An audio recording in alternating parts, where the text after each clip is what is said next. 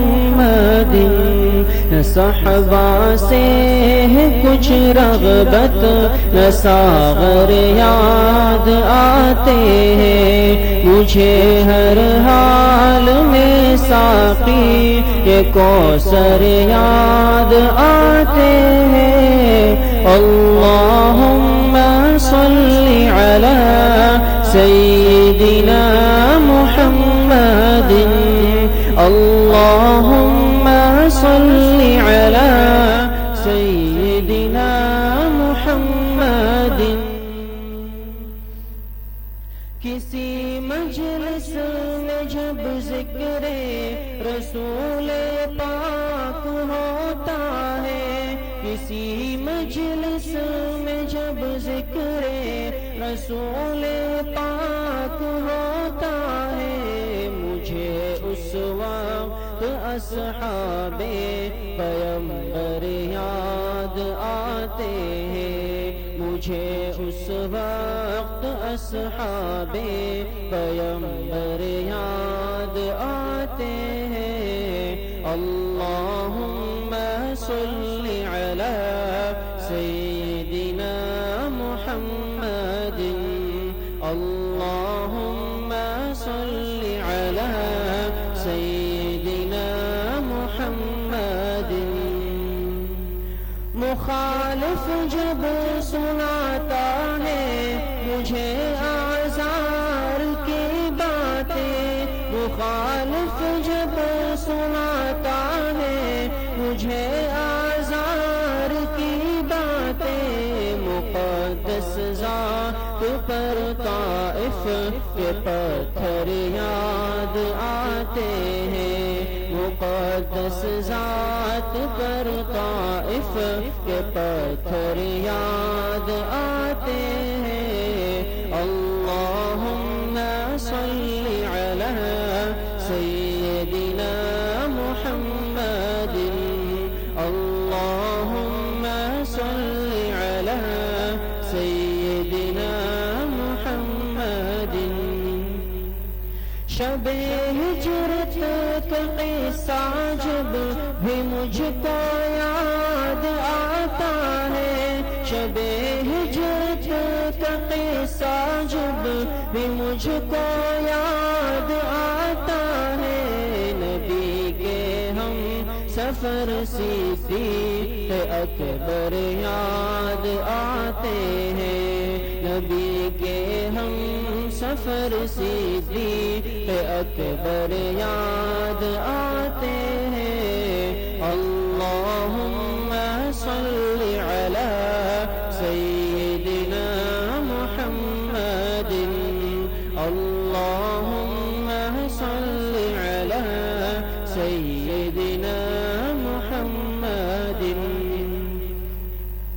کبھی ایوان باطل میں جو ہلچل ہونے لگتی ہے کبھی ایوان باطل میں جو ہلچل ہونے لگتی ہے عمر فاروق کے اس وقت تیور یاد آتے ہیں عمر فاروق کے اس وقت تیور یاد آتے ہیں اللہم صلی علی سیدنا محمد اللہم صلی علی سیدنا محمد لقب عثمان ذو النورین جب سے میں نے جانا ہے لقب عثمان ذو النورین جب سے میں نے جانا ہے مجھے اس وقت سے عثمان برابر یاد آتے ہیں مجھے اس وقت سے عثمان برابر یاد آتے ہیں اللہم صلی علی سیدنا محمد اللہم صلی علی سیدنا سیدنا محمد ہماری بزدلی تبدیل ہو جاتی ہے جرأت میں ہماری بزدلی تبدیل ہو جاتی ہے جرأت میں جو خیبر یاد آتا ہے جو حیدر یاد آتے ہیں جو خیبر یاد آتا ہے جو حیدر یاد آتے ہیں اللہم صلی علی سیدنا محمد اللہم صلی علی سیدنا محمد اللہم صلی علی سیدنا محمد اللہم صلی علی سیدنا محمد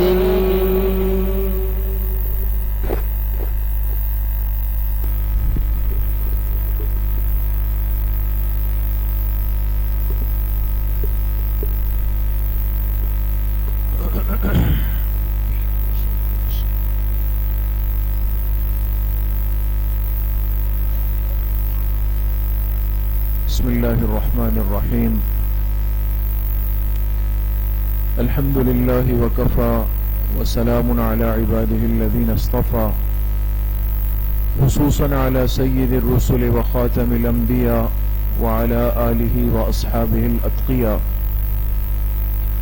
أما بعد فأعوذ بالله من الشيطان الرجيم بسم الله الرحمن الرحيم إنا أعطيناك الكوثر فصل لربك وانحر إن شانئك هو الأبتر وقال رسول الله صلى الله عليه وسلم ما عمل ابن آدم من عمل يوم النحر أحب إلى الله من إهراق الدم صدق الله وصدق رسوله النبي الكريم يا رب صل وسلم دائما أبدا على حبيبك خير الخلق كلهم تمام حضرات ایک مرتبہ محبت سے درود شریف پڑھ لیں اللہم صل علی محمد وعلی آل محمد کما صلیت علی ابراہیم وعلی آل ابراہیم انک حمید مجید اللہم بارک علی محمد وعلی آل محمد کما بارکت علی ابراہیم وعلی آل ابراہیم انک حمید مجید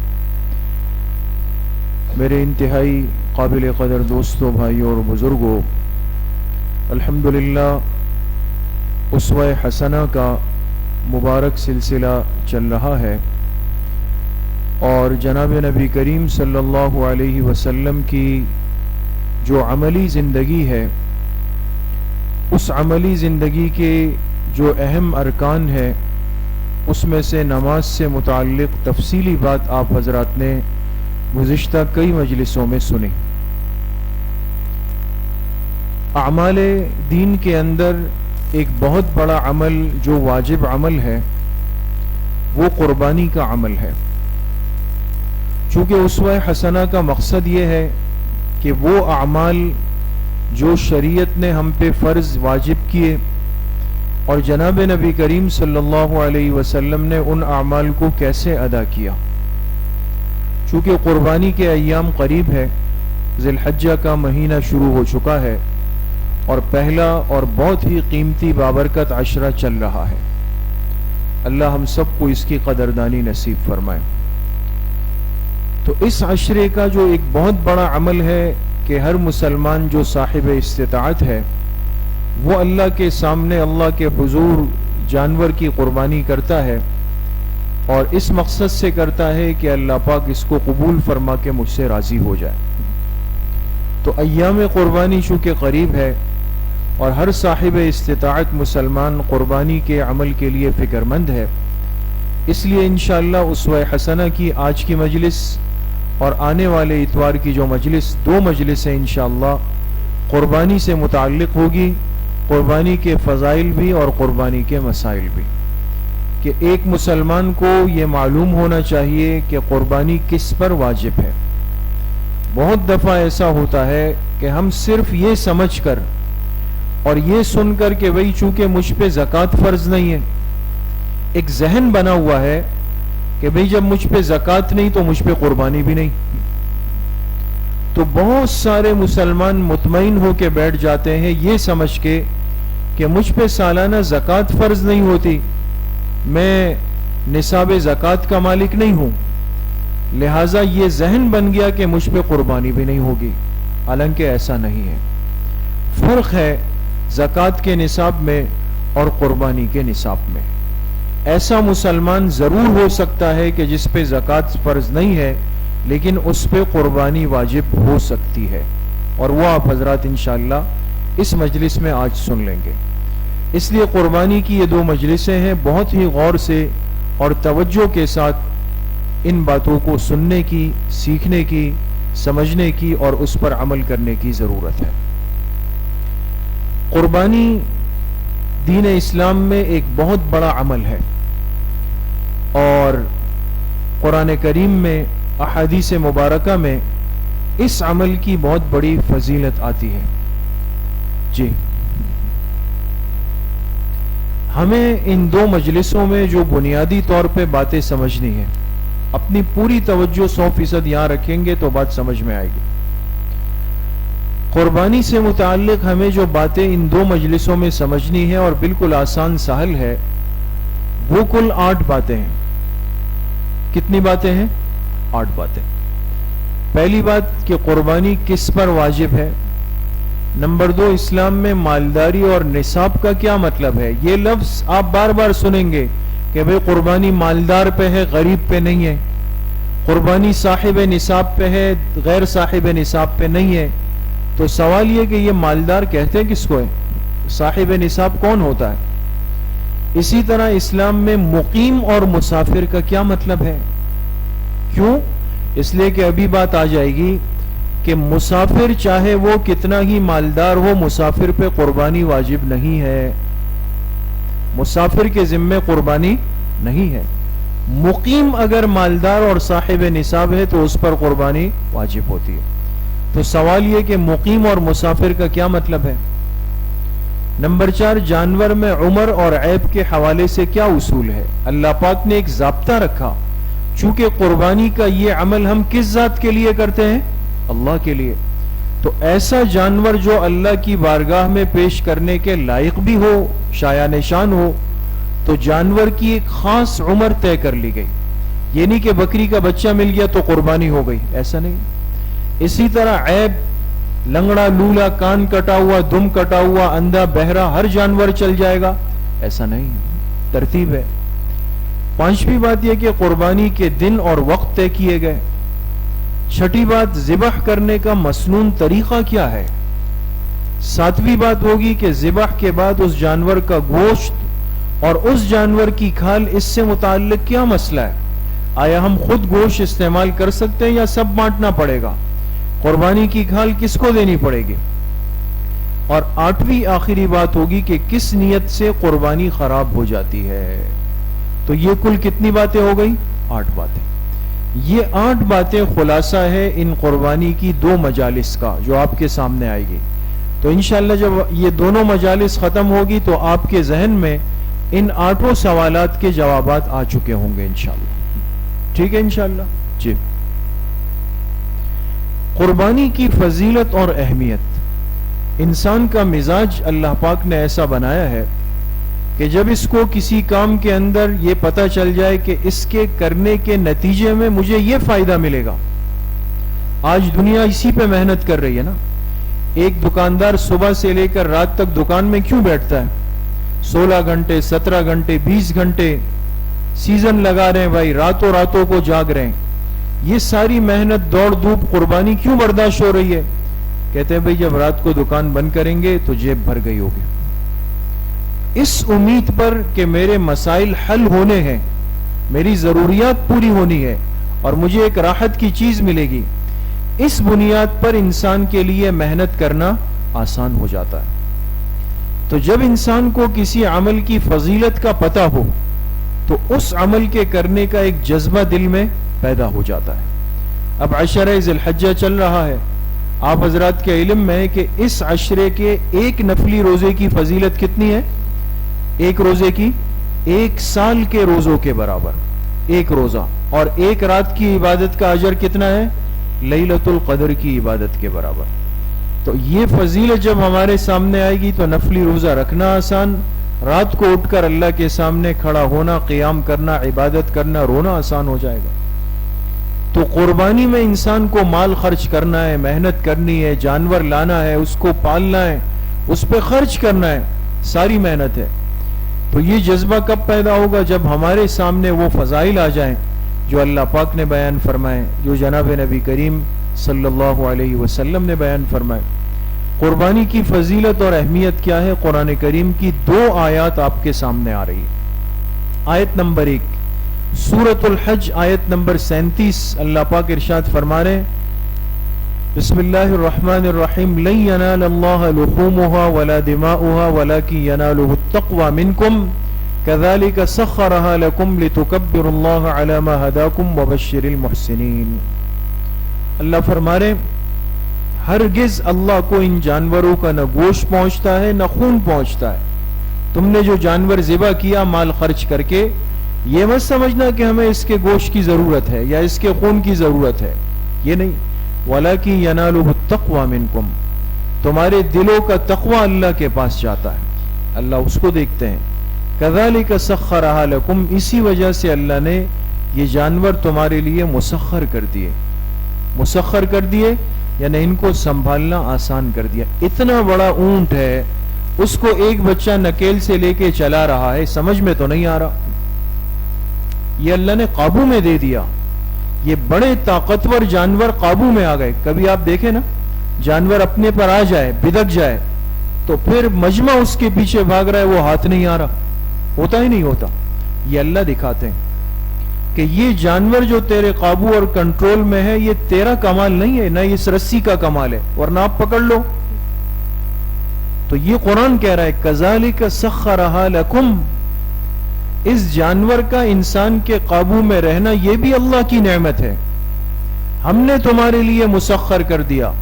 کیوں؟ لتکبروا اللہ، تاکہ تم اللہ کی بڑائی بیان کرو، علی ما ہداکم، بوجہ اس کے کہ اللہ نے تمہیں ہدایت دے دی، وبشر المحسنین، اور خوشخبری ہو نیکی کرنے والوں کے لیے۔ دوسری آیت سورہ صافات میں 2 آیتیں 107 108، اللہ پاک نے ابراہیم علیہ السلام کی قربانی کا تذکرہ کیا، جن کی یاد میں قربانی ہوتی ہے۔ فرمایا وَفَدَيْنَاهُ بِذِبْحٍ عَظِيمٍ، ہم نے اسماعیل علیہ السلام کے بدلے میں، اس لیے کہ چھری تو ان پہ رکھی گئی، لیکن ہم نے ان کو بچا لیا اور ان کے بدلے میں ایک بہت بڑی قربانی کا فدیہ دے دیا، بہت بڑی قربانی کا فدیہ دے دیا۔ آپ کو پتا ہے کہ اسماعیل علیہ السلام پہ چھری رکھی، لیکن جب چلائی تو نیچے کون نکلا؟ ایک دمبا، ایک مینڈھا نکلا، جسے جبرائیل علیہ السلام لائے تھے، وہ ذبح ہو گیا۔ تو یہ کن کی جان کا عوض بنا؟ حضرت اسماعیل علیہ السلام، ان کے بدلے میں اللہ فرما رہے ہم نے ایک قربانی کا فدیہ دیا۔ وَتَرَكْنَا عَلَيْهِ فِي الْآخِرِينَ، اور ہم نے اس عمل کو باقی رکھا آنے والی نسلوں میں۔ قربانی کا عمل قیامت تک باقی رکھا گیا ہے، یہ کسی خاص زمانے کے لیے، خاص جگہ کے لیے نہیں۔ ایسے بھی اللہ کے بندے آج کل پیدا ہوئے ہیں، ملحدین طبقہ، جو کہتے ہیں قربانی کا تعلق صرف حج سے ہے، حاجیوں کے ذمے، بالکل صاف بولتے ہیں، کہتے ہیں یہ حج سے، جو حاجی حج پہ گئے ہیں وہ قربانی کریں گے۔ سوال یہ کہ حضور علیہ الصلوۃ والسلام نے 10 سال مدینہ میں قربانی فرمائی، وہاں کون سا حج تھا؟ احتیاط کریں، ہر پڑی ہوئی چیز، ہر بھیجی ہوئی چیز، آج کل تو زمانہ یہ کہ ہم فیس بک اور انٹرنیٹ ان چیزوں سے جڑے پہ، دنیا جہاں کا علم غلم رتب و یابس جمع ہو جاتا ہے، صحیح غلط کی پہچان وہاں ختم ہو گئی ہے۔ اس لیے دین سمجھنے کے لیے آپ کو مسجد کے ممبر پہ آنا پڑے گا، یہ فیس بک سے سمجھ میں نہیں آئے گا۔ اس لیے میں نے عرض کیا کہ یہ ایسا طبقہ باقاعدہ محنت کر رہا ہے کہ قربانی یہ تو حج والوں پہ، باقی سب فارغ ہو گئے۔ قرآن کہہ رہا ہے وَتَرَكْنَا عَلَيْهِ فِي الْآخِرِينَ، ہم نے اس قربانی کے عمل کو باقی رکھا آنے والے انسانوں پہ۔ اس میں کہاں ہے کہ حاجیوں پہ؟ عموم ہے بالکل۔ جی اب حدیث دو روایتیں آپ کے سامنے آ رہی ہے. عن عائشہ رضی اللہ عنہا ان النبی صلی اللہ علیہ وسلم قال ما عمل ابن آدم یوم النحر عملا احب الى اللہ عز وجل من ہراقۃ دم. بنی آدم کا کوئی عمل یوم النحر یعنی قربانی کے 3 دنوں میں اللہ کو اتنا محبوب نہیں ہے جتنا کہ خون کا بہانا. کس چیز کا بہانا؟ خون کا بہانا. وَإِنَّهُ لَيَأْتِي يَوْمَ الْقِيَامَةِ اور یہ قربانی کا جانور قیامت کے دن آئے گا بِقُرُونِهَا اپنے سینگوں سے، وَأَظْلَافِهَا اپنے کھروں کے ساتھ، وَأَشْعَارِهَا اپنے بالوں کے ساتھ. وَإِنَّ الدَّمَ لَيَقَعُ مِنَ اللَّهِ عَزَّ وَجَلَّ بِمَكَانٍ قَبْلَ أَن يَقَعَ عَلَى الْأَرْضِ اور اس جانور کا خون اللہ کے پاس پہنچ جاتا ہے اس سے پہلے کہ یہ خون زمین پہ پہنچ جائے. اللہ اتنا اس کی قدردانی فرماتے ہیں. فطیبوا بہا نفسا لہذا اے لوگوں اس عمل کو خوش دلی کے ساتھ ادا کرو، خوش دلی کے ساتھ کرو. دوسری روایت عن ابی ہریرہ رضی اللہ عنہ ان رسول اللہ صلی اللہ علیہ وسلم قال من کان له سعة ولم يضح فلا يقربن مصلانا. اتنی سخت وعید ہے. جس کے پاس وسعت ہو قربانی کی اور وہ قربانی نہ کرے یہ ہمارے عیدگاہ کے قریب بھی نہ آئے، یعنی قربانی والے دن. جی اب ان 2 حدیثوں کا ترجمہ بھی آپ کے سامنے میں نے عرض کر دیا. یہ اس 2 حدیثوں کا ترجمہ ہے. تو قرآن کی آیت اور حدیث سے سمجھ میں آیا کہ اللہ پاک نے اس عمل کو کتنی محبوبیت دی ہے اور باوجود وسعت کے نہ کرنے والوں سے اللہ پاک نے کتنی ناراضگی کا اظہار فرمایا. جی اب قربانی کس کو کہتے ہیں، قربانی کس پر واجب ہے، یہ اصل بات اس مجلس کا موضوع ہے. اس لیے آپ حضرات اپنے ذہن کو یہاں پہ حاضر رکھیں. قربانی کہتے کس کو ہیں؟ 4 چیزیں آپ کے سامنے آ رہی ہیں. کتنی چیزیں آ رہی ہیں؟ 4 چیزیں. بہت غور سے دیکھیں. قربانی کہتے ہیں خاص انسان کا. نمبر 2 خاص جانور کو. نمبر 3 خاص وقت میں. نمبر 4 خاص نیت کے ساتھ ذبح کرنا. کتنی چیزیں ہو گئی؟ 4 چیزیں. پہلی چیز کیا ہے؟ خاص انسان کا. سب پڑھے خاص انسان کا. نمبر 2 خاص جانور کو. نمبر 3 خاص وقت میں. نمبر 4 خاص نیت کے ساتھ ذبح کرنا. یہ کل کتنی چیزیں ہو گئی؟ 4. خاص انسان کا، خاص جانور کو، خاص وقت میں، خاص نیت کے ساتھ ذبح کرنا. آپ اگر غور کریں ہر چیز کے ساتھ خاص لگا ہوا ہے. خاص انسان کا تو یہ لفظ کیا بتا رہا ہے کہ خاص اس کو کہتے ہیں کہ جو حکم ہر ایک کو شامل نہیں ہونا چاہیے. لہذا بچہ کتنا ہی مالدار ہو بچے پہ قربانی ہے؟ نہیں ہے. کافر کتنا ہی مالدار ہو اس پہ قربانی ہے؟ نہیں. معلوم ہوا قربانی کے لیے جسے چنا گیا وہ کیا ہونا چاہیے؟ خاص ہونا چاہیے. پھر خاص جانور کو کیا مطلب؟ دل میں ہے چلو اس سال مرغا ذبح کر لیتے ہیں، ہوگی قربانی؟ نہیں ہوگی. حلال ہے لیکن نہیں ہوگی. معلوم ہوا کہ اللہ نے جانور کو بھی کیا کر دیا ہے؟ خاص کر دیا. پھر خاص وقت میں اب کوئی کہے یار 3 دن تو قصائی ملتے نہیں ہے یا ریٹ ہائی ہوتے ہیں، چلو میں آج کر لیتا ہوں، سستے میں ہو جائے گا. تو سستے میں جانور تو ذبح ہوگا، قربانی ہوگی نہیں ہوگی. معلوم ہوا وقت بھی کیا ہے؟ خاص. پھر خاص نیت کے ساتھ. کیا مطلب؟ خدا نخواستہ دل میں آیا یار پچھلے سال دوستوں نے بڑی بڑی باربیکیو پارٹیاں کی تھی، اس سال بڑا جانور خریدتے ہیں اور ذبح کرتے ہیں تاکہ 3 دن تو کم از کم جو ہے وہ بوٹیاں تکے کھائیں گے. اس نیت کے ساتھ کسی نے ذبح کیا کہ مجھے گوشت مل جائے، اس کی قربانی اللہ کے لیے ادا ہوگی؟ نہیں ہوگی. معلوم ہوا کہ قربانی کی نیت بھی کیا ہے؟ خاص ہے. یاد رہے گا قربانی میں کتنی چیزیں خاص ہے؟ خاص انسان، خاص جانور، خاص وقت اور خاص نیت. ہمیں یہ 4 چیزیں سمجھنی ہے، آپ کو پوری قربانی کا عمل سمجھ میں آ جائے گا. جی اب پہلی بات ہے کہ خاص انسان سے کیا مراد ہے. اللہ پاک نے ہر بندے پر، ہر انسان پر قربانی کو واجب نہیں کیا، اس کو لازم نہیں کیا. اس کی وجہ کیا ہے؟ اس لیے کہ قربانی کے عمل میں مال خرچ کرنا پڑتا ہے، مال خرچ کرنا ہے، اور مال کی استطاعت میں انسانیت برابر نہیں ہے، اللہ نے تقسیم فرمایا، لہذا یہ انسان خاص ہو گیا، لیکن خاص انسان سے کیا مراد ہے یہ ہمیں پہلی بات سمجھنی ہے۔ جی دیکھیں، خاص انسان وہ ہوگا قربانی کے اعتبار سے، قربانی کے اعتبار سے خاص انسان وہ ہوگا جس میں کتنی باتیں جمع ہو جائے؟ 5 باتیں، 5 باتیں جس میں جمع ہو جائے، بالکل آسان ہے۔ نمبر 1 مسلمان، نمبر 2 بالغ، نمبر 3 عاقل، نمبر 4 مقیم، نمبر 5 مالدار۔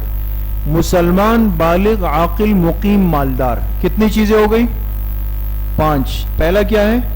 مسلمان، نمبر 2 بالغ، نمبر 3 عاقل، نمبر 4 مقیم، نمبر 5 مالدار۔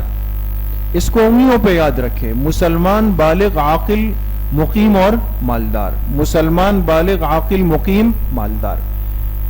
خاص انسان قربانی کے اعتبار سے وہ ہے جس میں یہ 5 چیزیں پائی جائیں گی، مسلمان بھی ہو، بالغ بھی ہو، عاقل بھی ہو، مقیم بھی ہو اور مالدار بھی ہو۔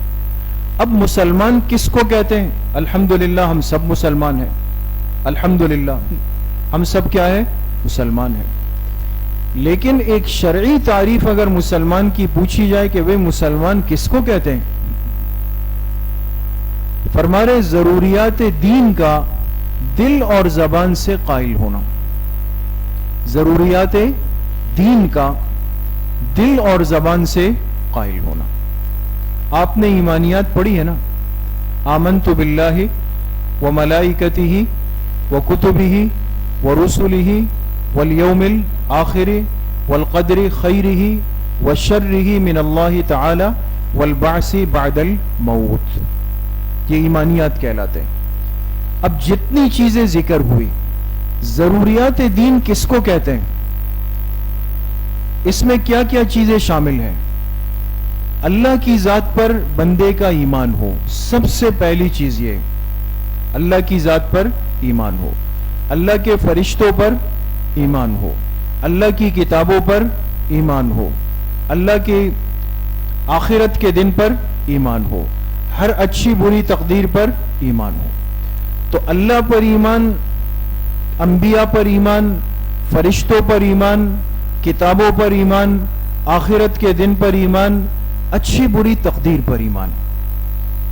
جو آدمی کہے بھئی میں اللہ پاک کی ذات کو مانتا ہوں، لیکن نعوذ باللہ من ذالکم انبیاء علیہم السلام میں سے کسی ایک بھی پیغمبر کی نفی کر دے، انکار کر دے یا ان کی عظمت دل سے نکال لے، یہ ضروریات دین کا قائل نہیں سمجھا جائے گا۔ یا جو آدمی کہے سب مانتا ہوں، تمام انبیاء کو مانتا ہوں، لیکن اللہ کے آخری پیغمبر محبوب کائنات جناب نبی کریم صلی اللہ علیہ وسلم کی ختم نبوت پر ایمان نہیں رکھتا، یہ ضروریات دین کا قائل نہیں سمجھا جائے گا۔ یا جو کہے اللہ کو بھی مانتا ہوں، انبیاء کو مانتا ہوں، ختم نبوت کو مانتا ہوں، نعوذ باللہ آسمانی کتابوں میں سے کسی کا انکار کرے، یہ بھی ضروریات دین کا قائل نہیں سمجھا۔ تو آسان سی بات، مسلمان کون ہے جو ضروریات دین کا دل سے بھی قائل ہو اور زبان سے بھی قائل ہو۔ نمبر 2 بالغ، جو سن بلوغ کو پہنچا ہوا ہو۔ بالکل آسان سی بات ہے، اللہ پاک نے انسان کی فطرت رکھی ہے، ایک ایسی زندگی رکھی ہے کہ عمر کی ایک حد میں پہنچ کر اس کے اندر شعور پیدا ہوتا ہے اور یہ بالغ ہو جاتا ہے۔ اس کے لیے کوئی حتمی عمر طے نہیں ہے، یہ یاد رکھیں، حتمی عمر، اس لیے کہ بلوغ کے اندر بہت بڑا اثر ہے، فقہا نے لکھا ہے بلوغ میں بہت بڑا اثر ہے انسان کے رہن سہن اور ماحول کا، اس کا بہت بڑا اثر ہے۔ اس لیے جہاں کا موسم الگ ہے، اس کے اعتبار سے فرق پڑتا ہے، اس میں بہت بڑا فرق آ جاتا ہے۔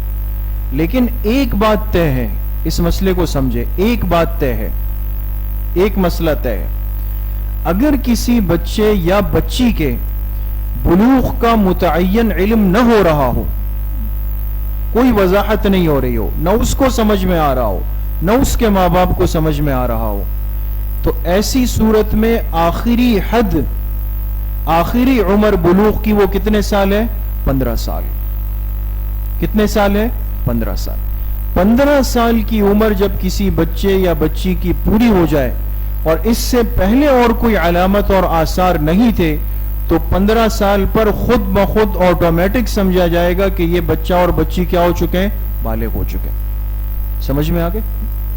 تیسری بات ہے عاقل یعنی عقل مند۔ عقل مند اس کو کہتے ہیں کہ جو صحیح سمجھ بوجھ رکھتا ہو، اور ہمارے فقہاء نے اس کے لیے ایک مسئلہ لکھا کہ بچے کی سمجھ کو معلوم کرنے کا طریقہ یہ کہ اس کو رقم دے کر اس سے کوئی چیز منگوا لو، کوئی سودا کرا دو اس سے۔ اب مثال کے طور پہ آپ نے کہا کہ بھئی یہ 100 روپے لے جاؤ اور اس کا جو ہے وہ دودھ لے آؤ، سمجھ گئے؟ اور یہ جا کے گیا اور جا کے اپنے چھوٹے بھائی کے لیے پاؤڈر والا دودھ لے آیا، تو سمجھدار ہے نا؟ سمجھدار ہے یا نہ سمجھ ہے؟ نہ سمجھ ہے نا بھائی۔ 100 روپے دے کر کون سا دودھ گھر کے لیے منگانا تھا؟ چائے والا دودھ منگانا تھا نا، یا بچے کے فیڈر والا دودھ منگانا تھا؟ تو معلوم ہوا کہ اس کے ذہن ابھی تک اس قابل نہیں ہوا کہ یہ فرق کر سکے۔ سمجھ میں آتی ہے کچھ بات؟ تو عاقل وہ ہے جو اپنی عقل کو صحیح ترتیب میں استعمال کر لے۔ 3 شرطیں ہو گئی۔ چوتھی بات ہے مقیم۔ ایک شخص مسلمان بھی ہے، بالغ بھی ہے، عاقل بھی ہے، تینوں شرائط ہے، لیکن قربانی کے لیے ہم چوتھی چیز کس کو دیکھیں گے؟ مقیم کو۔ اب سوال یہ کہ مقیم کس کو کہتے ہیں؟ فرما رہے وطن اصلی یا وطن اقامت میں رہائش پذیر ہو۔ وطن اصلی میں یا وطن اقامت میں رہائش پذیر ہو، اس مقیم پر آگے بات آ رہی ہے، اس لیے کہ تھوڑی سی سمجھنے کی جگہ ہے، اور اس میں بعض دفعہ بہت بڑی غلطی لگ جاتی ہے۔ یہاں 2 لفظ آئے ہیں، یاد رکھیں، وطن اصلی اور دوسرا وطن اقامت۔ جہاں انسان پیدا ہوا، جہاں انسان کے ماں باپ دادا تھے، جہاں انسان کی آبائی زمینیں ہیں، جہاں انسان کے رشتے جڑے ہوئے ہیں، یہ اس کا کیا کہلاتا ہے؟ وطن اصلی کہلاتا ہے۔ وطن اقامت کس کو کہتے ہیں؟ کہ جہاں انسان کسی مقصد سے آ کر رہائش اختیار کر لے۔ بہت سارے لوگ ایسے ہیں آپ کے شہر کراچی میں کہ جن کے اصل علاقے پنجاب ہے، ہزارہ ہے، خیبر پختونخوا ہے، بلوچستان ہے، یہ علاقے ہیں ان کے، لیکن وہ کراچی میں 20 سال، 25 سال، 15 سال سے یہاں رہ رہے ہیں۔ تو آپ بتائیں ان کا وطن اصلی کون سا ہوگا؟ جو ان کا آبائی علاقہ ہے نا۔ لیکن کراچی ان کے لیے کیا کہلائے گا؟ وطن اقامت کہلائے گا۔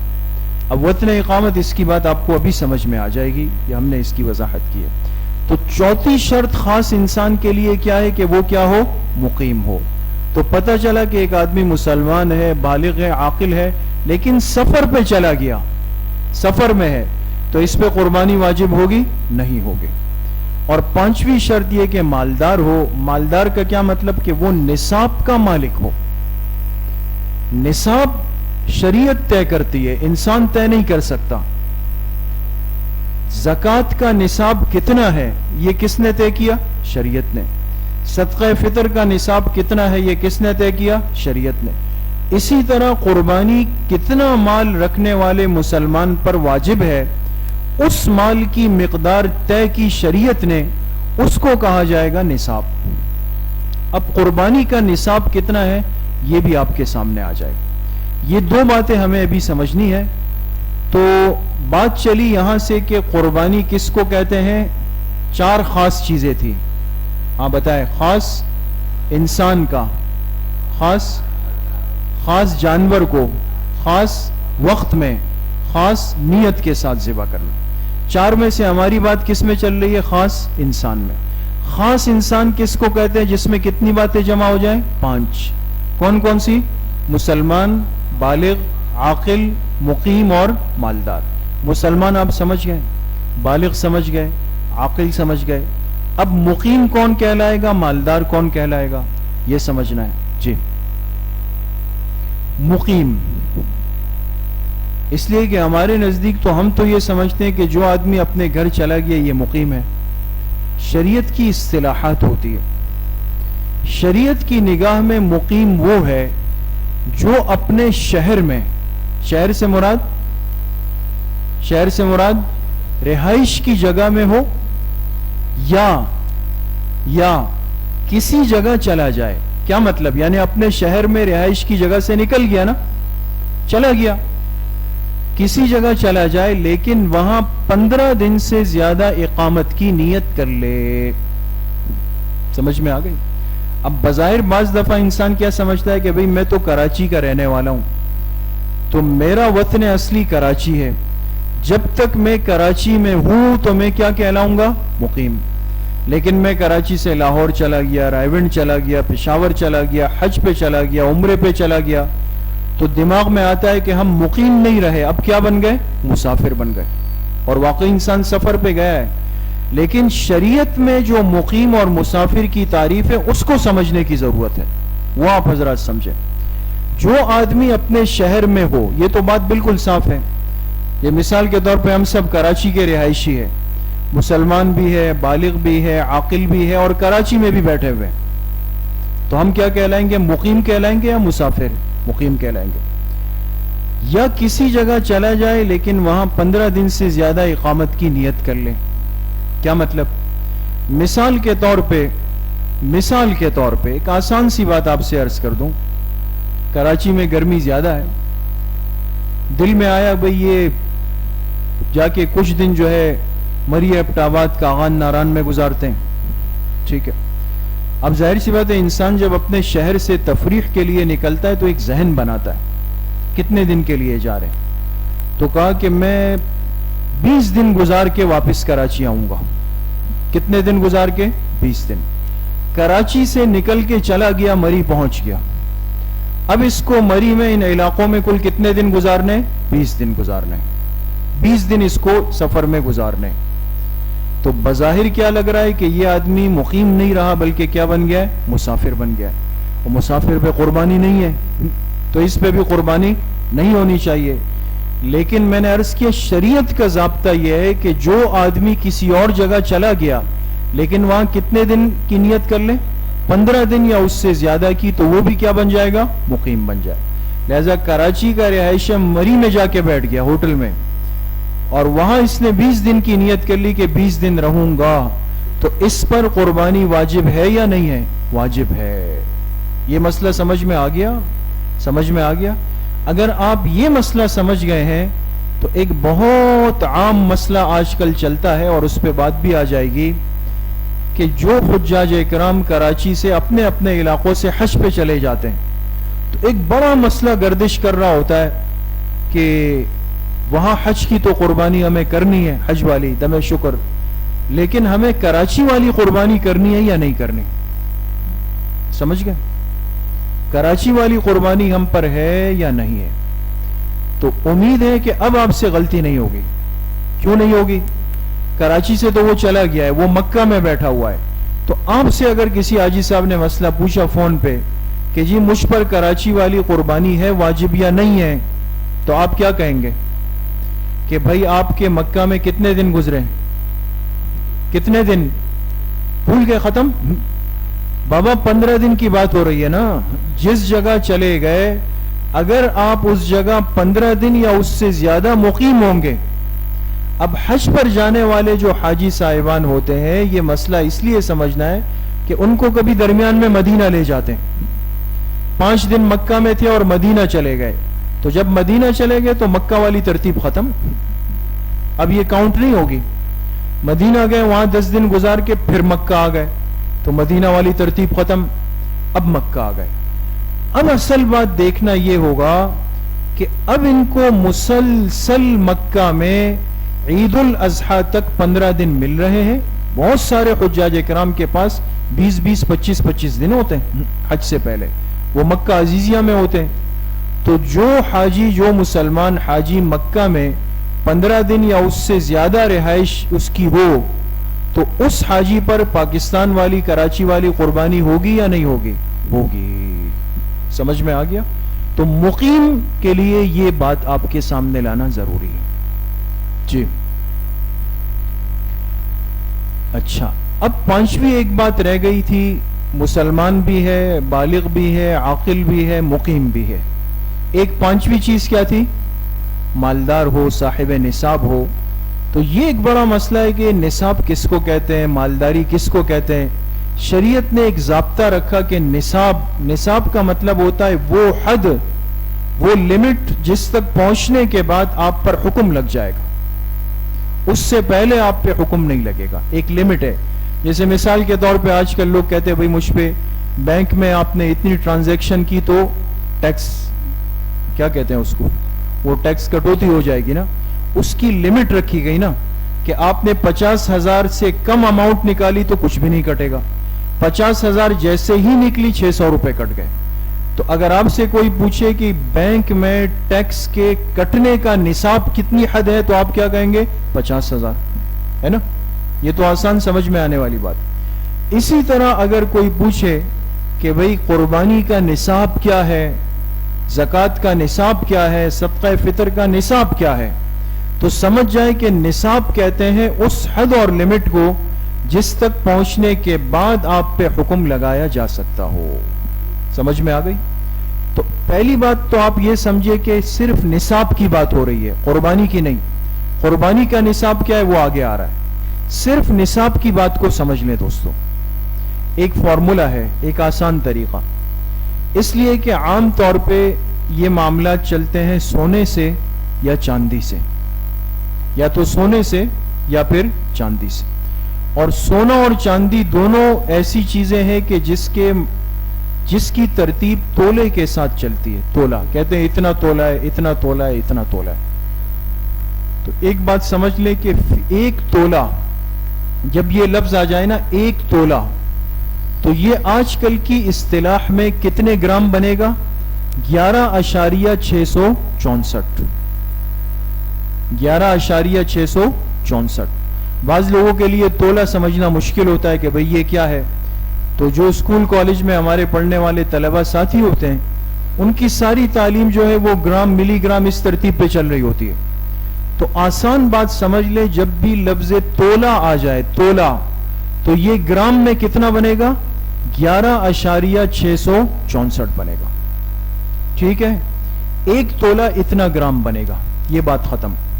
دوسری بات، میں نے عرض کیا کہ عام طور پہ نصاب میں ترتیب کتنی چیزوں سے چلتی ہے؟ دو، یا سونے سے یا پھر چاندی سے.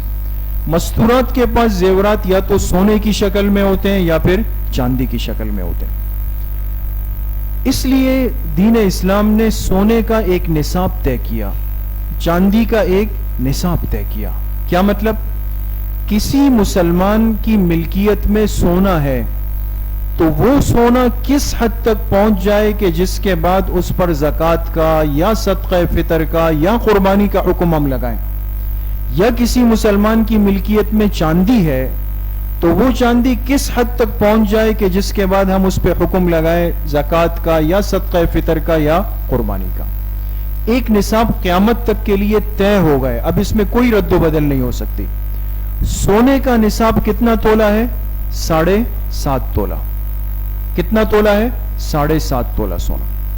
اگر کسی عورت کی ملکیت میں 7.5 تولا سونا ہے، اس عورت کو فکر کرنی ہوگی کہ آیا مجھے زکوٰۃ دینی ہے، صدقہ فطر دینا ہے، قربانی کرنی ہے یا نہیں کرنی. اگر اس سے کم ہے تو اس کو سونے کے اعتبار سے فکر مند ہونے کی ضرورت نہیں ہے. اچھا، اب 7.5 تولا سونا اگر ہم گرام میں سمجھنا چاہیں، 7.5 تولا تو وہ کتنے گرام بنے گا؟ 87 گرام، 87 گرام. 7.5 تولا 87 گرام کے برابر ہے. چاندی کا نصاب جو طے ہوا وہ کتنا تولا ہے؟ 52.5 تولا چاندی. اور 52.5 تولے چاندی کو آپ گرام میں لانا چاہیں تو وہ کتنے گرام بنے گا؟ 612 گرام بنے گا. یہ بات سمجھ میں آ گئی؟ نصاب کی بات سمجھے. سونے کا نصاب کتنا تولا ہے؟ 7.5 تولا. چاندی کا نصاب کتنا تولا ہے؟ 52.5 تولا. اچھا، اب آگے جانے سے پہلے ایک چھوٹی سی بات سمجھ لیں تو پھر کبھی پریشانی نہیں ہوگی. سونے کی قیمت زیادہ ہے یا چاندی کی؟ زیادہ ہے یا بہت زیادہ ہے؟ بہت ہی زیادہ ہے. بہت ہی زیادہ ہے. اس لیے کہ چاندی کا ایک تولہ ابھی بات آئے گی 820 روپے، اور سونے کا تولہ کتنا ہے 85,000، قریب قریب اتنا چل رہا ہے. آپ اندازہ لگائیں کہ اگر ہم اس کو 80-85,000 سمجھتے ہیں تو وہ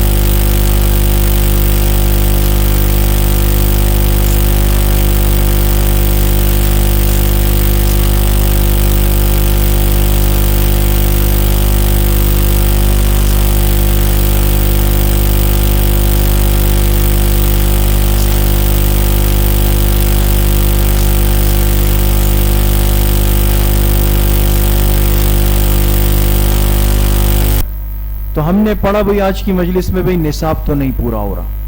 بھئی چلو بھئی پریشان نہیں ہو، آپ پہ زکوٰۃ قربانی کچھ بھی نہیں. ایک عورت کے پاس 52.5 تولے چاندی ہے، 43,000 روپیز اتنے.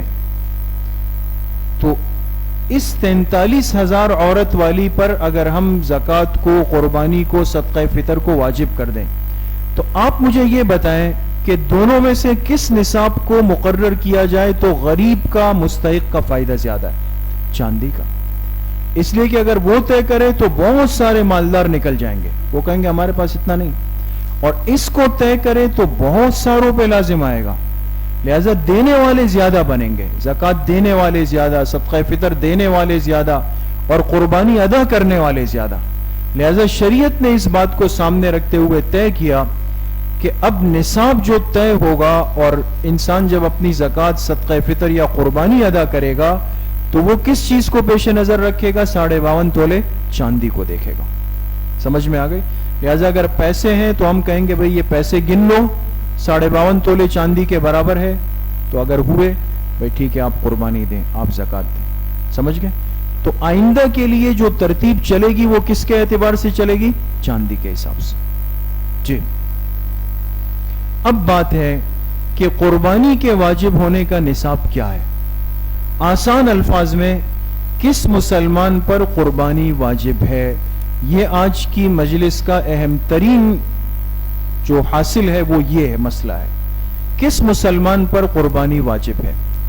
آپ حضرات نے سمجھ لیا کہ 5 چیزیں ہیں: مسلمان ہونا، بالغ ہونا، عاقل ہونا، مقیم ہونا. ٹھیک ہے، یہ چاروں چیزیں آ گئی. اب 5ویں اور آخری چیز کیا ہے؟ ہم کیا دیکھیں گے؟ نصاب کو، کہ یہ آدمی جو مسلمان بھی ہے، عاقل بھی ہے، بالغ بھی ہے، مقیم بھی ہے. ان چاروں چیزوں کے بعد اب ہم دیکھیں گے کس چیز کو؟ اب آگے بات دیکھیں اور بہت غور سے دیکھیں.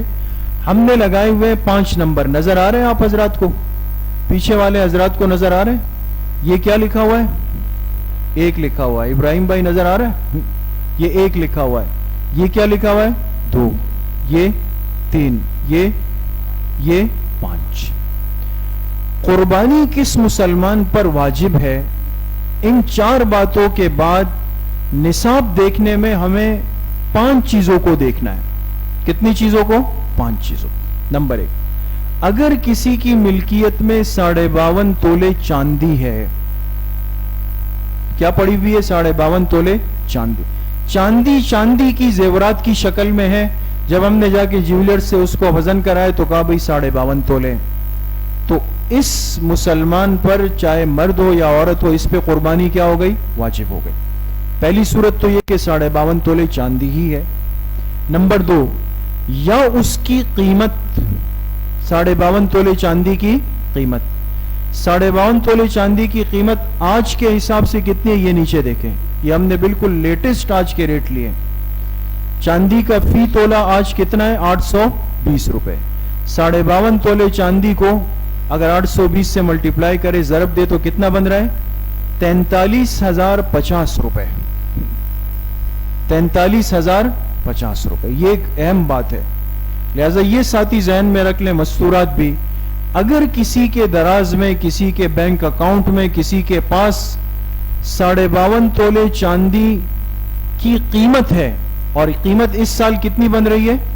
43,000 आप समझ लें, तो इस पर भी कुर्बानी क्या हो गई? वाजिब हो गई। या इतनी मालियत का सोना है, या इतनी मालियत का क्या है? सोना है। अब ये बात है, अब आजकल मस्तूरात कहती है जी हमारे पास तो 1 तोला है, 1.5 तोला है, 1 तोला है, 1.5 तोला है। वो 7.5 तोले का जहन बना हुआ है ना, इसलिए मैंने शुरू में अर्ज किया कि अब निसाब किस तरतीब पे चलता है? चांदी के हिसाब से। आप अपने इस 1-1.5 तोले की जरा कीमत बाजार में मालूम करें तो 1 तोला 85,000 और निसाब क्या चल रहा है? 43,000। समझ में आ गई? तो अगर इतनी मालियत का सोना है तो भी कुर्बानी क्या हो गई? वाजिब हो गई। या नंबर 4, इतनी मालियत का सामान तिजारत है, एक दुकानदार ने दुकान लगाई हुई है, किस चीज की? टॉफियों की मिसाल के तौर पे, या कपड़े की, या किताबों की, और उसने ला के अपना सामान उसमें रख दिया, बेचने का सामान है, वो ला के उसमें लगा दिया। अब ये जितना सामान इसने लगाया, ये अंदाजा लगाएं कि ये रखा हुआ सामान अगर मैं बेच दूं तो बेचने के बाद अगर इसकी रकम 43,000 रुपए बनती है इस साल, तो इस पर भी कुर्बानी क्या हो जाएगी? वाजिब हो जाएगी। समझ में आ गई? ये कितनी चीजें हो गई? 4। अब 5वीं बात समझे, जो अहम तरीन बात है, जो कुर्बानी को ज़कात से अलग कर देती है। इसलिए कि ज़कात में 4 चीजों तक बात आती है, या तो चांदी हो, या सोना हो, या कीमत हो, या सामान तिजारत हो। इससे आगे नहीं जाते ज़कात में। कुर्बानी में 5वीं चीज देखनी है, ये बहुत गौर से, और खास तौर पे मस्तूरात तक आवाज जा रही है। जरूरत से जायद इतना सामान हो, जरूरत से जायद इतना सामान हो जिसकी कीमत 52.5 तोले चांदी के बराबर हो, तो उस पर भी कुर्बानी वाजिब हो गई। जरूरत से जायद सामान। आजकल का एक मिजाज है, हर साल नई नई चीजें लेके रखते हैं, और उस दिन भी मसाइल में मंगल के दिन अर्ज किया, और ये वाकई अहम मसला नजर से गुजरा। आजकल एक मिजाज सा है, खास तौर पे नौजवान साथियों का, कि मोबाइल के 2 सेट लेके रख दिए, है ना। जब देखा भाई नया वो आया तो पुराना भी है, नया भी डब्बा पैक लेके रख दिया, एक शौक में रख दिया। अब ये आजकल के स्मार्टफोन और ये सेल फोन ये सस्ते तो नहीं है, 60,000, 70,000, 80,000 इसके फोन है।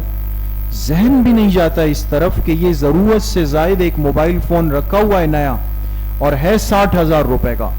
तो भाई अगर किसी मुसलमान के पास एक जायद फोन नया रखा हुआ हो और वो 45,000 का है, तो आप बताएं कि ये जरूरत से जायद सामान 52.5 तोले चांदी की कीमत को पहुंचा या नहीं पहुंचा? पहुंच गया।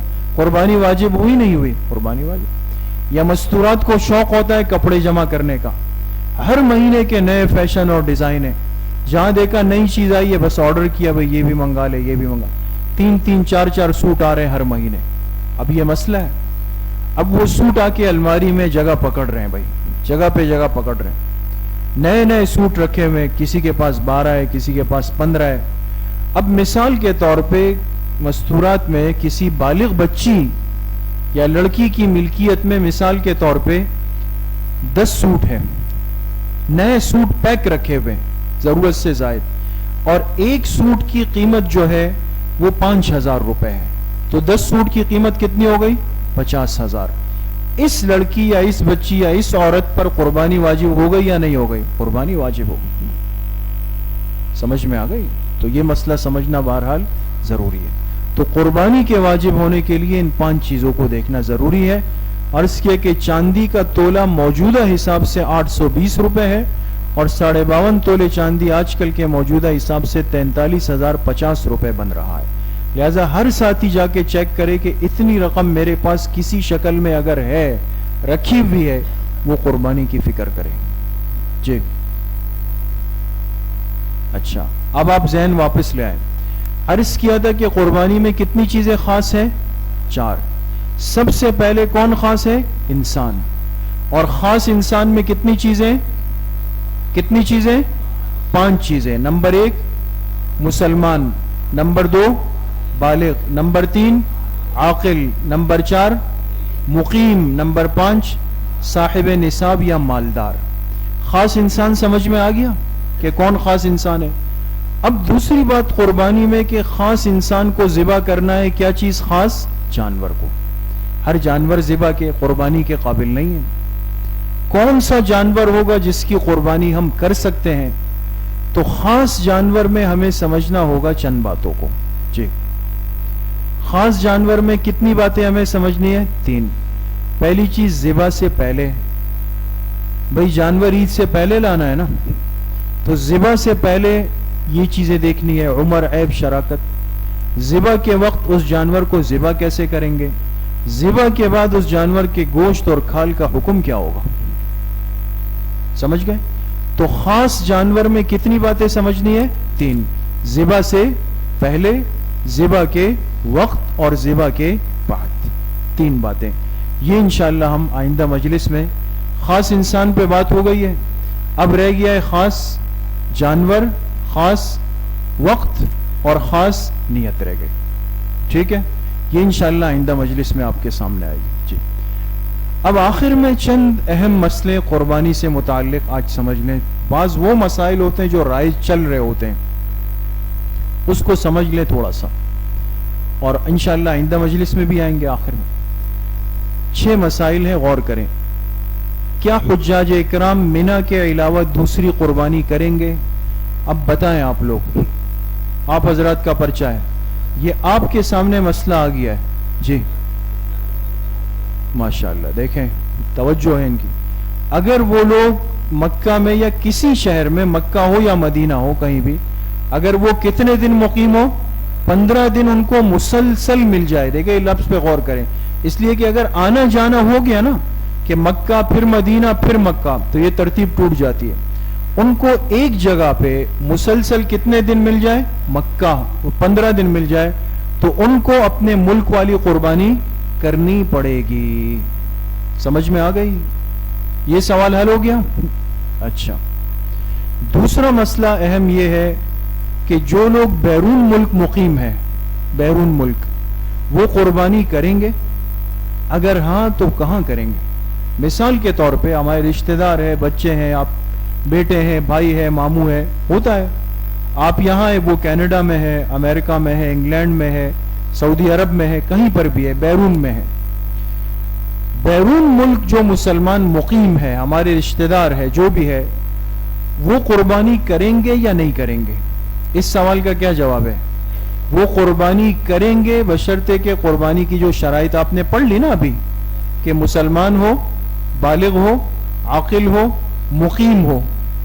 وہ مقیم ہے، وہ تو مسافر نہیں ہے. 15 دن سے تو زیادہ ہے نا، کئی سالوں سے مقیم ہے. اور 5ویں چیز صاحب نصاب ہے. تو بیرون رہنے والوں پر قربانی تو ہے، جس طرح ہم پہ ہے. اب ہے تو وہ کہاں کریں؟ یہ مسئلہ اس لیے سمجھ لیں کہ بعض لوگ کہتے ہیں کہ شاید ہمیں اپنے اصل ملک میں ہی قربانی کرنی ہے. ایسا کوئی ضروری نہیں. اگر ان کو وہاں پہ اپنے امریکہ، کینیڈا، سعودی عرب، جہاں بھی وہاں قربانی کی سہولت ہے، وہ وہاں کر لیں، ان کی قربانی ادا ہو گئی. بعض دفعہ کچھ مشکلات ہوتی ہے یا وہ اکیلے ہوتے ہیں، تو وہ کہتے ہیں بھائی ہمارے بھائی والدین کر لیں گے. انہوں نے آپ کو پیغام دیا کہ جی میری قربانی بھی آپ کر لیں، تو اس کی نیت سے جو جانور ذبح ہوگا، چھری چلے گی، تو اس کی قربانی بھی یہاں پر کیا ہو جائے گی؟ ادا ہو جائے گی. دونوں گنجائش. تیسرا سوال، مشترک فیملی والے قربانی کے حوالے سے کیا کریں گے؟ ہمارے ہاں چونکہ پاک و ہند میں، پاکستان، ہندوستان، بنگلہ دیش میں جو گھریلو نظام ہے، یہ ایک جوائنٹ فیملی سسٹم عام طور پہ زیادہ چلتا ہے. مشترک یعنی والدین ہیں تو بیٹے بھی ساتھ ہیں، ان کی شادیاں ہو گئی تو بھی ساتھ ہیں، ان کے بچے ہیں. تو مطلب ایک بڑی فیملی گھر میں رہ رہی ہے کہ جس میں بڑے بھی ہیں اور اولاد بھی ہے اور ان بچے بھی ہیں، سب ایک ساتھ ہیں، ان کی قربانی کے حوالے سے کیا ہوگا؟ دیکھیں، ایک تو بالکل ایک سادہ سی بات جو آپ نے ابھی پڑھ لی کہ قربانی کس مسلمان پر واجب ہے، جس میں 5 باتیں پائی جائیں گی. مسلمان ہے، بالغ ہے، عاقل ہے، مقیم ہے اور صاحب نصاب ہے. جس شخص میں 5 باتیں آ گئی اس پہ قربانی ہے. لہذا اب یہ سوچنا کہ بھئی امی پر ہے نہیں ہے اور بہن پہ ہے نہیں ہے اور اس پر ہے نہیں ہے، تو اس ٹینشن میں مت جائیں. یہ دیکھ لیں کہ ان میں یہ شرائط پوری ہے. بھئی مسلمان تو ہے، وہ تو پورا ہے، عاقل بھی ہے، بالغ بھی ہے، مقیم بھی ہے. یہ تو 4 چیزیں ہوتی ہیں. اصل چیز دیکھنی ہوتی ہے کہ نصاب کو. بھئی آپ دیکھ لیں آپ کی والدہ کے پاس، آپ کی اہلیہ کے پاس، آپ کی بالغ بچی کے پاس، بیٹے کے پاس اگر 52.5 تولے چاندی کی مالیت کے برابر اپنی ذاتی رقم رکھی ہوئی جو اس کی ذاتی ہے، تو پھر تو اس پہ بھی قربانی ہے. لہٰذا آپ کو اس کا حصہ بھی کرنا پڑے گا. لیکن اگر مثال کے طور پہ ترتیب یہ ہے، بعض دفعہ یہ ہوتا ہے کہ جو بڑے والد ہیں وہ دکان کو دیکھ رہے ہیں، کاؤنٹر سنبھال رہے ہیں، اکاؤنٹس ان کے پاس ہے، پیسے ان کے پاس ہے، بیٹے کو مہینے کے آخر میں 8-10 ہزار خرچہ دے رہے ہیں، وہ اپنا چلا رہے، ختم ہو گئے، کچھ بھی نہیں ہے اس کے پاس. تو ایسی صورت میں اگر اولاد والد کے ساتھ محنت تو کر رہی ہے، دکان تو چلا رہی ہے، لیکن اس کے پاس اپنا ذاتی کچھ بھی جمع نہیں ہے، تو اس بچے پر قربانی ہے نہیں ہوگی. سمجھ میں آ گئی؟ یہ ایک طے شدہ. اسی طریقے سے مشترک فیملی میں آسانی بھی ہوتی ہے کہ ایک بڑا جانور آپ لے آئے اور بڑے جانور میں کتنے حصے ہوتے ہیں؟ 7 حصے. تو اس کو پھر دیکھ لے، پہلے جو بالغین ہیں ان کی نیت متعین کر دیں، اگر وہ اس میں پورے ہو جائیں تو ایک جانور گھر میں ذبح کر دیا جائے. اس میں کوئی حصے الگ الگ کرنا یہ ٹینشن بھی نہیں ہوتی ہے. تو اگر ایک بڑا جانور سب کی طرف سے کافی ہو تو اسی کو ذبح کیا جا سکتا ہے. چوتھا سوال یہ، کیا جانوروں کی جگہ پیسے دے سکتے ہیں؟ ایک نے کہا یار سب بکرا لا رہے ہیں، سب گائے لا رہے ہیں، پورا محلہ ہی گائے لایا ہے، تو میں جا کے ذرا غریبوں کے لیے پتلے کپڑے لے لیتا ہوں گرمی کے اعتبار سے، یا ان کے اندر کولر بانٹ لیتا ہوں یا پیسے، تو ہو جائے گی قربانی؟ نہیں ہوگی. اس لیے کہ آپ نے حدیث سن لی کہ ان 3 دنوں میں اللہ کو سب سے محبوب عمل کیا ہے؟ جانور کا خون بہانا ہے. اور فرمایا جو جانور ذبح نہیں کرے وہ عیدگاہ کے قریب نہیں آئے. تو قربانی کا عمل پورا ہوگا قربانی کے ذبح کرنے سے، نہ کہ پیسوں کے بانٹنے سے. 5ویں مسئلہ یہ ہے، اپنی عمر سے کم کا جانور اگر خرید لیا تو قربانی کا کیا ہوگا؟ قربانی کے جانور کون کون سے اگلی مجلس میں بات آ رہی ہے. ان کی عمر متعین ہے کہ گائے کم از کم کتنے سال کی ہو؟ 2، اونٹ 5 سال کا ہو، بکرا 1 سال کا ہو، دمبا 1 سال کا ہو، اور دمبا اگر موٹا تازہ فربا ہو تو 6 مہینے کا چل جائے گا، ہے نا. تو ایک عمر متعین ہو گئی. اب مثال کے طور پہ کوئی منڈی گئے اور رات اندھیرا تھا، بارش ہوئی، لائٹ چلی گئی اور رسی پکڑا دی، جب گھر لے آئے پتہ چلا کہ جی وہ کیڑا نکل آیا، اس کے دانت پورے نہیں ہے، اس کی عمر 2 سال سے کم آ گئی. اگر جانور کی عمر جو طے ہے اس سے کم کا جانور آ گیا اور پتہ چل گیا تو یاد رکھیں اس جانور کی قربانی نہیں ہو سکتی ہے. اس کو تبدیل کر کے نیا جانور لینا یہ ضروری ہے. سمجھ میں آ گئی؟ یہ بہت ضروری. 6واں مسئلہ، اگر غلطی سے گابن جانور آ جائے تو قربانی ہوگی. گابن جانتے؟ گابن یعنی حاملہ مؤنث. مثال کے طور پہ کسی نے گائے خریدی، جب لائے پتہ چلا بھئی اس گائے کو تو پیٹ میں بچہ ہے، بکری کے پیٹ میں بچہ ہے یا بھینس کے پیٹ میں بچہ ہے، تو اس کو گابن کہتا ہے یعنی حاملہ جانور ہے.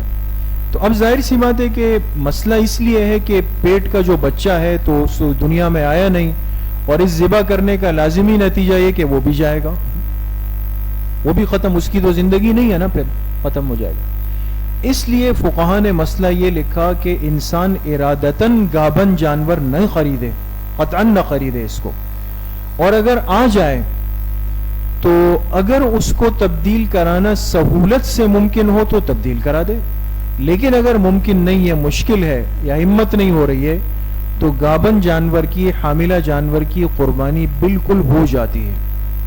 قربانی کے ادا ہونے میں کوئی مسئلہ نہیں، کوئی اختلاف نہیں اور کوئی بھی شک نہیں، لیکن گابن پسندیدہ نہیں ہے. سمجھ میں آ گئی؟ لہٰذا اگر غلطی سے آ گیا اور تبدیل کرانا ممکن نہیں رہا تو گابن جانور کو اگر کسی نے ذبح کیا تو اس کی قربانی ہوگی یا نہیں ہوگی؟ ہو جائے گی. مسئلہ سمجھ گئے دوستو؟ ختم. تو ذہن میں رکھیں کہ ہماری بات چلی تھی کہ قربانی میں 4 چیزیں خاص ہیں، کہ خاص انسان ہو، اس پہ بات آ گئی. نمبر 2 خاص جانور ہو، نمبر 3 خاص وقت ہو، اور نمبر 4 خاص نیت ہو. ایک پہ بات ہو چکی ہے، باقی 3 پہ انشاءاللہ بات آئندہ اتوار کی مجلس میں کریں گے. اللہ پاک مجھے بھی آپ سب کو صحیح عمل کی توفیق نصیب فرمائے. وآخر دعوانا ان الحمد للہ رب العالمین.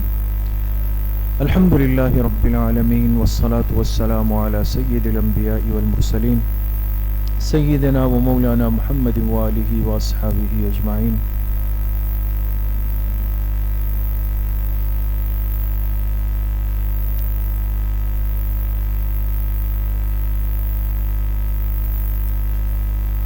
وصلی اللہ وسلم علی نبینا محمد وآلہ واصحابہ اجمعین برحمتک یا ارحم الراحمین. السلام علیکم ورحمۃ اللہ.